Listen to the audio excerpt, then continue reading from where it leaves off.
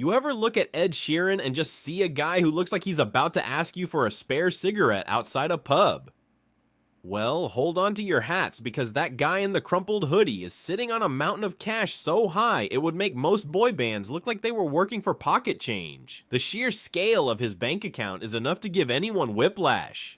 We are talking about a net worth that has skyrocketed past the $200 million mark, and the numbers just keep climbing. How did a guy with nothing but a beat-up guitar and a loop pedal manage to out-earn the flashiest pop stars on the planet? It's a total head-scratcher when you think about it. He walks onto a stage alone, plugs in his gear, and proceeds to print money faster than a treasury press. Is he actually just the ordinary guy next door? Or is that relatable image the most brilliant marketing ploy in history? You've seen him, right? He's always in a t-shirt, his hair is a mess, and he seems like the kind of person who would be surprised if you recognized him at a grocery store. But here's the thing, that relatability is his superpower. Don't let the casual look fool you for a single second. Behind that disheveled ginger mane is a ruthless business mastermind who knows exactly how to build a global brand. Every time he steps out in a hoodie, he's reinforcing a brand that says, "I'm just like you," which creates a level of fan loyalty that money simply can't buy. It's genius. Think back to where he started. We're talking about a teenager who was literally sleeping on the London Underground because he didn't have a place to stay. He spent years busking on street corners, playing to people who were too busy walking to work to even give him a second glance. He was the definition of a struggling artist, hauling his equipment from one empty bar to another, sleeping on floors, and wondering if his big break would ever come. Fast forward to today, and he's selling out Wembley Stadium for 5 nights in a row. That is nearly 500,000 people paying to see one guy with a guitar. And speaking of those big stages, we have to talk about the Mathematics Tour. This thing is a juggernaut. It's not just a concert, it's a masterclass in profit margins. While other artists are spending millions on dancers and elaborate sets, Ed often performs on a circular stage, completely alone. Do you realize how much money that saves? By being a one-man show, he cuts his overhead costs to a fraction of what a typical stadium tour requires. He's breaking records and pulling in hundreds of millions of dollars while keeping his expenses incredibly low. People are calling it the smartest tour in history because the return on investment is absolutely insane. It's no wonder everyone in the industry is buzzing about his strategy. So this brings us to the big question. Is Ed Sheeran the smartest person in the music industry right now? It really seems like he's playing a different game than everyone else. Before we continue, subscribe to the channel and tell us in the comments where you are watching from. His success isn't just about the catchy hooks. It's about a specific strategy he used to bypass the traditional traps that usually drain a celebrity's bank. He avoided the flashy cars and the expensive lifestyle that ruins so many young stars. He focused on building something that would last. You won't believe the weird rule Ed followed during his early days that saved him millions of dollars and set the stage for him to become a billionaire. It's a rule that most people would find completely bizarre, but for Ed, it was the secret to keeping his fortune intact while everyone else was blowing theirs every single day. That secret rule was actually pretty simple. Never pay for a place to stay if you can find a couch to crash on. It sounds wild for a guy who's now worth hundreds of millions, but back then it was survival. During those legendary homeless years, Ed wasn't just wandering aimlessly. He was strategically placing himself in the middle of the action. The most famous chapter of this saga has to be his time in Los Angeles. Imagine this. A scruffy British kid with nothing but his guitar shows up at a radio host's house and ends up sleeping on Jamie Foxx's couch for 6 weeks. Now, was that just sheer luck, or was it a calculated move to network with the Hollywood elite? Jamie Foxx has told the story a dozen times, saying he let Ed stay because he saw something special, but you have to admire the hustle. While other artists were burning through their small advances on fancy hotel rooms and rental cars to look successful, Ed was living like a nomad, absorbing the industry from the inside and keeping his bank account in the black. This mindset of keeping control and staying lean eventually evolved into his master plan for the ownership game. You see,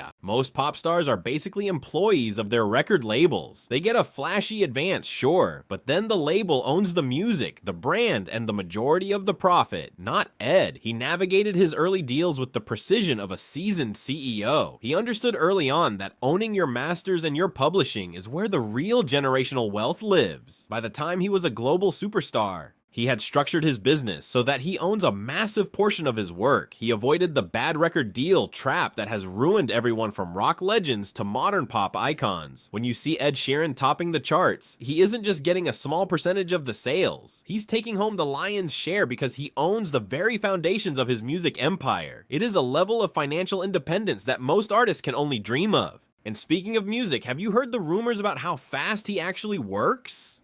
People call him a songwriting factory, and for good reason. Legend has it that he wrote Shape of You, one of the biggest songs in history, in under 2 hours. Just think about that for a second. In the time it takes you to watch a movie, he created a billion-dollar asset. Is he a natural-born genius? Or has he cracked some secret formula that he's hiding from the rest of us? He seems to have this uncanny ability to distill human emotion into 3-minute pop songs that stick in your head for years. It's almost like he's got a blueprint for what the world wants to hear before they even know they want to hear it. It is not just talent, it is an efficiency that turns art into a high-yield product. But that level of success brings a massive target on your back. You can't reach the top without a few people trying to pull you down. And for Ed, that meant some serious courtroom drama. We all remember the headlines about the Thinking Out Loud and Shape of You copyright lawsuits. He was accused of lifting melodies from legends like Marvin Gaye. Most artists would have settled quietly to avoid the bad PR, but Ed dug his heels in.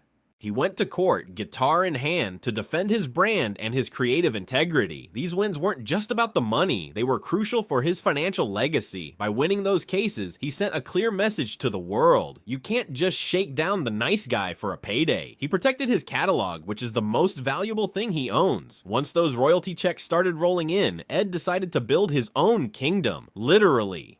If you head over to Suffolk, you'll find what the locals have dubbed Sheeranville. It's not just a house, it's a massive sprawling estate that looks like something out of a fairy tale. He's got his own private pub on the grounds, because why go to the bar when the bar can come to you, right? Then there's the famous wildlife pond that caused a huge stir with the neighbors. They claimed it was actually a luxury swimming pool disguised as a pond to bypass planning permissions. The controversy surrounding his mini village has made him a bit of a local legend and a bit of a headache for the council, but it shows how he's investing his millions into tangible assets that he can enjoy with his family. Yet, even with his own village, Ed knows he can't stay on top by hiding away.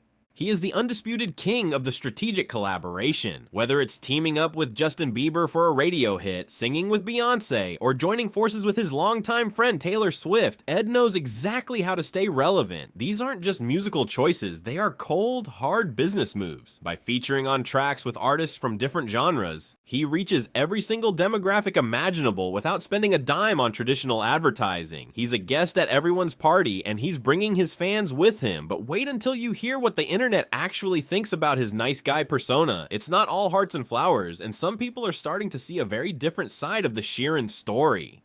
The backlash against the nice guy image isn't just a small ripple. It's a full-blown wave on social media. While the stadiums are packed, a quick scroll through certain corners of the internet shows a very different perspective. Critics and skeptics have been extremely vocal lately, with viral tweets famously labeling his music as the musical equivalent of unseasoned chicken. They argue that while it's perfectly fine and digestible, it lacks any real flavor or artistic edge. You've probably seen the memes mocking his extremely casual fashion sense too.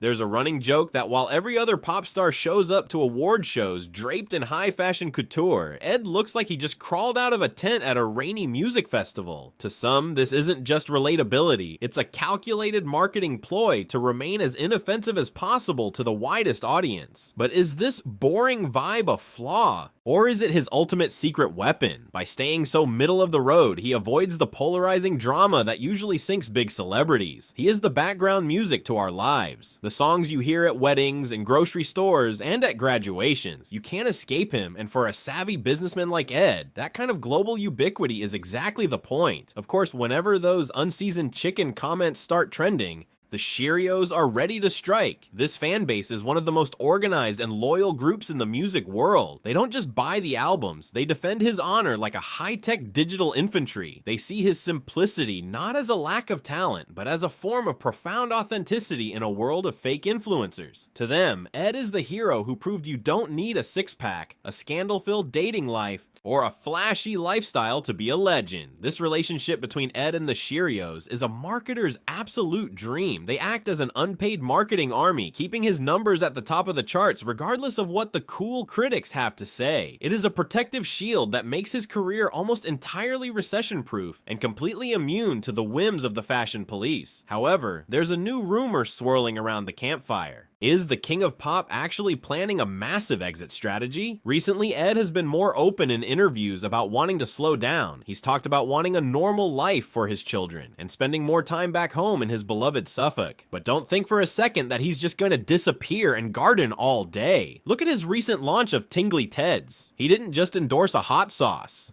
He built a brand because he realized he was the world's biggest consumer of spicy condiments. Why not own the company? This is the hallmark of a true mogul, turning personal habits into global profit streams. Even if he retires from the world tour circuit, he's positioning himself to be a household name in the kitchen. If you look beyond the music and the sauce, you'll see the real engine of his wealth, the Sheeranville effect. His real estate portfolio is legendary, with dozens of high-value properties across London and the UK, turning his tour earnings into tangible bricks and mortar. He's also a massive art collector, quietly accumulating pieces that will only appreciate in value over the coming decades. He's diversifying his assets so thoroughly that he's essentially becoming his own private bank. He is moving toward a future where he could be the world's first indie billionaire, a man who owns his songs, his land, and his businesses without being beholden to any corporate overlords. What happens when the mathematics era finally concludes? Will he fade into a quiet life as a wealthy landowner, or will the ordinary guy brand finally wear thin as his bank account reaches astronomical heights? Can you really stay the guy next door when you own the whole neighborhood? It is the ultimate paradox of his career. So, what do you think? Is Ed Sheeran a genuine musical genius who cracked the code of human emotion, or is he actually the world's most brilliant salesman selling us a version of ordinariness for $40 a ticket? Drop a comment below and join the debate. Are you a proud Cheerio? Or do you think his music needs a little more spice? If you love this deep dive, hit that like button and subscribe to the channel. We've got plenty more stories coming your way about the secret moves of the world's biggest stars. Until next time, keep your ears open and your business